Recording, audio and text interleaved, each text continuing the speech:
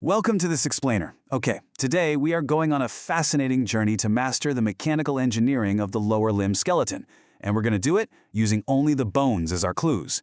Think of this as a structural masterclass where we're acting as anatomical detectives. That means we aren't looking at muscles or ligaments today. We are focusing strictly on the hard, mineralized foundation that holds us upright, propels us forward, and completely balances the human frame. Let's get right into it. So here is our game plan for today. The pelvic girdle, anatomy of the femur, the patellar shield, identifying the fibula, and finally, bones of the foot. All right, Section 1, the pelvic girdle, the bedrock foundation. Now, what's really interesting about this is how these two massive, frankly pretty irregular bones come together to form the complete structural skeleton of the hip and buttock. This is the pelvic girdle, guys. It's the central load-bearing basin of your entire body.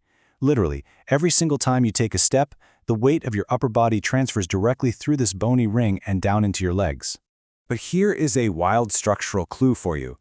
A single hip bone. It isn't actually just one bone. It's a composite structure. It's formed by the superior ilium, which is that expanded part at the top, the posterior-inferior ischium at the back, and the antero-inferior pubis at the front. And what is truly remarkable is that these three constituent bones actually unite right in the socket of the hip, called the acetabulum, connected by a Y-shaped cartilage that completely ossifies, meaning it turns to solid bone by puberty. If we take a lateral view, from the outside looking in, you can see exactly where that socket, the acetabulum, sits.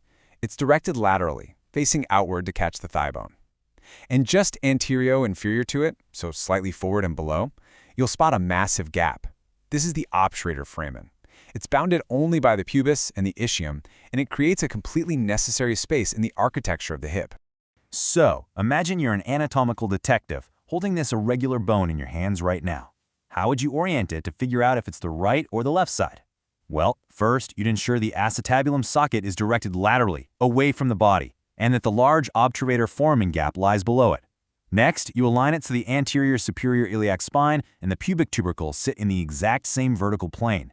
And finally, you make sure the ischial spine and the upper border of the symphysis pubis are perfectly horizontally aligned. You lock that in, and boom, you've found its perfect anatomical position.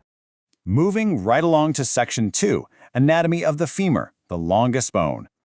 Let's move down to the thigh and see how this all builds together. Notice the perfectly spherical head of the femur, which articulates directly with that pelvic acetabulum we just talked about. And right next to it, you've got the quadrangular greater trochanter, projecting laterally and acting as this massive mechanical lever to stabilize how we walk. Okay, 110 to 120. That is the crucial neck shaft angle in degrees. You see, the neck of the femur doesn't just drop straight down, it branches off at this precise angle. The mechanical significance here is absolutely brilliant. It allows for free movement of the femur away from the pelvis. Interestingly enough, this angle is notably smaller in females. Because females have a wider pelvic basin, the geometry of the femur actually adapts, reducing that angle to maintain perfect mechanical efficiency and balance. So, how do we determine the side for the femur? Here's your quick detective rule. If you are holding a femur, point that spherical head medially, so inward towards the body's center. Then look at the long shaft of the bone. It isn't perfectly straight. It actually has a natural bow to it. That shaft must be convex forwards. Think about how your own thigh curves slightly outward at the front. Match those two features up and you'll always know your right from your left. Next up, Section 3, the patellar shield, the floating bone. Down at the knee joint now. This brilliantly illustrates the posterior or backside of the kneecap. It's incredibly smooth because it glides directly against the femur. It's divided by a vertical ridge into two distinct articular facets. One is a smaller medial facet, and the other is a noticeably larger lateral facet. And that size difference hides a fantastic clue for side determination. Solving the patella puzzle is actually super simple once you know the trick. First, orient the bone correctly. The flat, broad base goes upwards, and the pointy apex is directed downwards.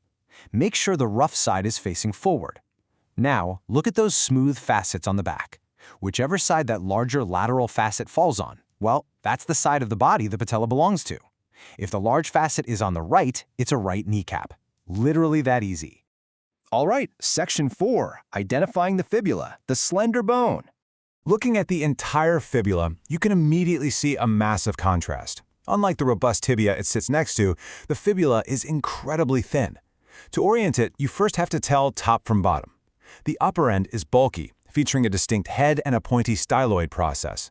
The lower end, however, is compressed from side to side.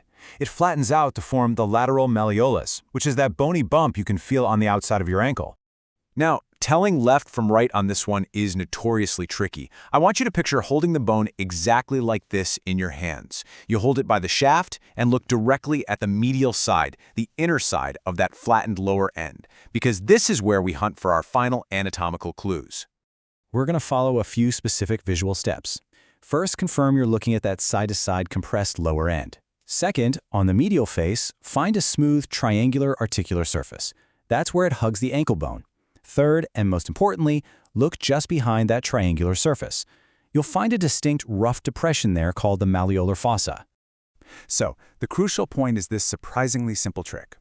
Once you're looking at the medial side of that lower end, just see which direction that malleolar fossa is pointing. If the triangular surface is in front and the malleolar fossa lies to the right, it's a right fibula. If the fossa lies to the left, it's a left fibula. It is just a wonderfully elegant solution to a really tricky architectural puzzle. And finally, Section 5, Bones of the Foot, Compact Engineering. We've reached the final destination of our top-down journey. The foot is an absolute masterpiece of compact mechanical engineering. Let's rapidly categorize its architecture based on our sources. You've got the calcaneus, the massive heel bone at the back, featuring 3 distinct plantar tubercles on its underside for gripping the ground and anchoring the foot's entire structure. The calcaneus articulates anteriorly with the cuboid bone.